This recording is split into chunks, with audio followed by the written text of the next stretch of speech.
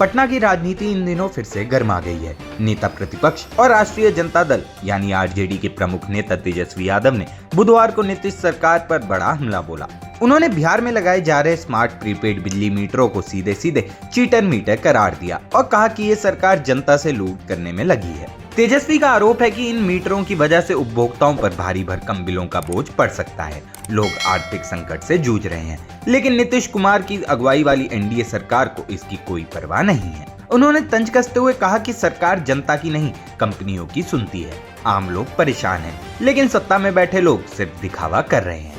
बख्तियारपुर में बिहार अधिकार यात्रा के दौरान सभा को संबोधित करते हुए तेजस्वी ने नीतीश कुमार को भी धोखेबाज बताया। उनका कहना था कि मुख्यमंत्री महागठबंधन की योजनाओं की नकल कर रहे हैं। तेजस्वी ने कहा कि जो योजनाएं हमने जनता के सामने रखी थी, नीतीश कुमार उन्हें कॉपी करके पेश कर देते हैं। असल में ये थकी हुई और नकलची सरकार है, जिसका अब पर्दाफाश हो चुका है। आगामी विधानसभा चुनाव में जनता इन्हें सत्ता से बाहर कर देगी। तेजस्वी ने दावा किया कि महागठबंधन के पास बिहार के लिए एक स्पष्ट दृष्टि और ठोस योजना है।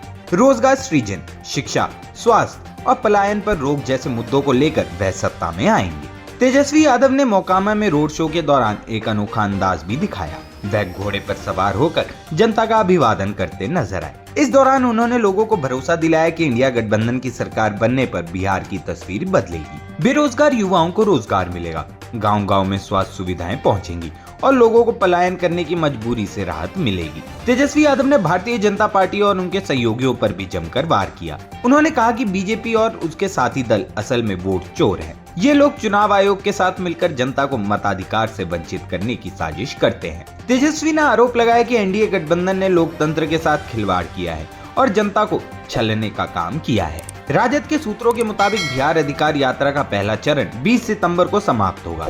इसके बाद दुर्गा पूजा के बाद इस यात्रा को दोबारा शुरू किया जाएगा। तेजस्वी का मानना है कि जनता अब बदलाव चाहती है और आगामी विधानसभा चुनाव में बीजेपी एनडीए को स्पष्ट संदेश देगी। कुल मिलाकर तेजस्वी यादव का ये दौरा सिर्फ चुनावी रणनीति नहीं, बल्कि जनता के गुस्से और असंतोष को राजनीतिक ताकत में बदलने का प्रयास भी माना जा रहा है। आने वाले महीनों में ये यात्रा बिहार की राजनीति का माहौल और भी गर्माने वाली है।